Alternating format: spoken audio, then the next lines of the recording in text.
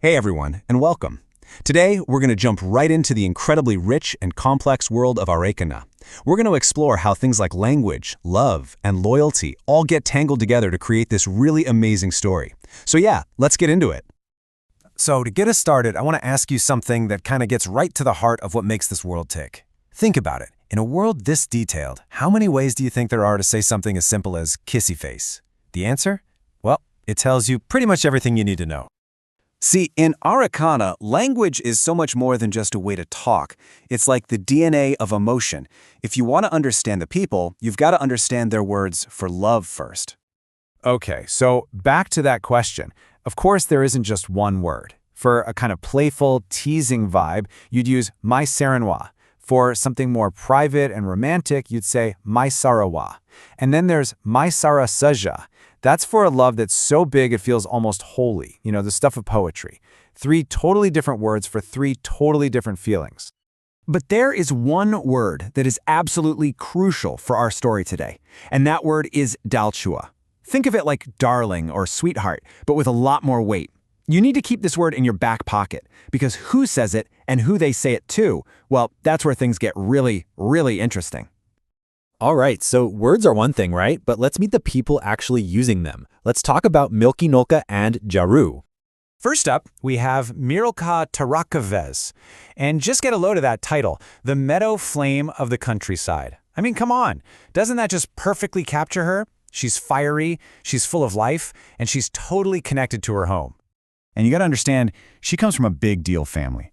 Her dad manages vineyards and livestock. She's got 5 siblings. She's part of this huge, bustling, hardworking community.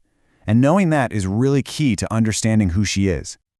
Okay, now let's bring Jaru into the picture. So they're on a tractor of all places, and Jaru kind of makes this assumption about Mirakaha.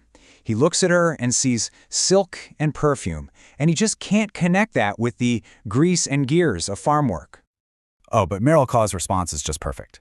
Absolutely perfect. She doesn't just correct him, she schools him. She basically says, true strength endures. It's a brilliant moment that shows there's so much more to her than meets the eye. And you can just feel this mutual respect starting to bloom between them. But to really get Jara, we need to rewind a little bit. We're going to jump back to this one moment in high school that pretty much tells you everything you need to know about him. So picture it. They're in a high school hallway. Miralka basically tells him, hey, I'm taken.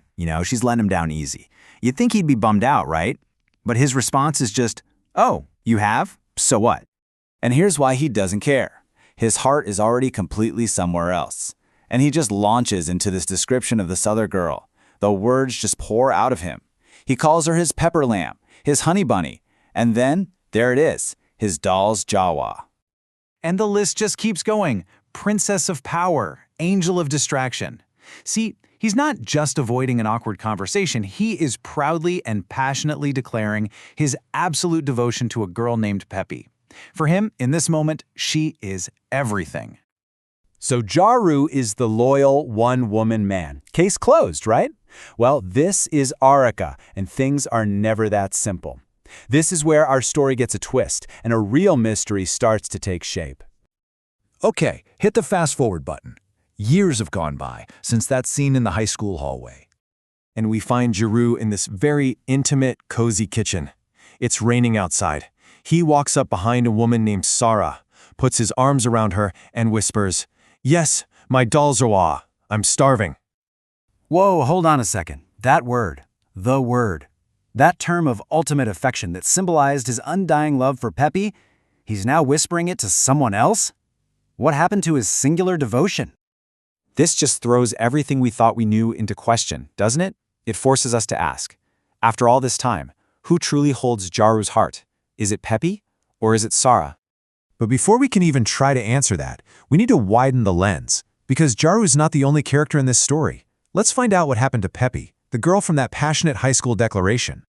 And here she is, in a totally new world. She's with a new friend, Kura, who's welcoming her into this different culture, saying, "You're not a coastal girl anymore, you're one of us now, a mountain girl." Peppy is out there creating a whole new identity for herself, one that has nothing to do with Jaru. So what on earth are we supposed to make of all this?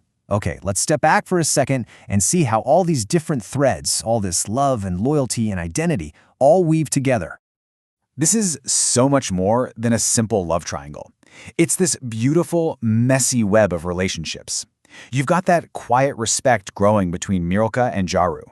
You've got Jaru's history with Pepi, which now sits right next to his present with Sarah. And meanwhile, Pepi's off on her own adventure, forging new bonds. Every one of these connections is real, and they all make up the bigger story.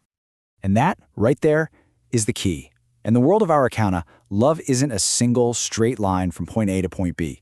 It's a living, breathing thing that grows and shifts and changes over time. And it's a world with a language that's actually rich enough to capture all that complexity. Which brings us all the way back to that one powerful little word, Daljoa. And it leaves us with this final thought to chew on. If one single word can hold so many different loves over a single lifetime, what does it really mean to be devoted? The world of Arreqqana seems to suggest the answer is way more complicated and honestly, way more beautiful than we could ever imagine.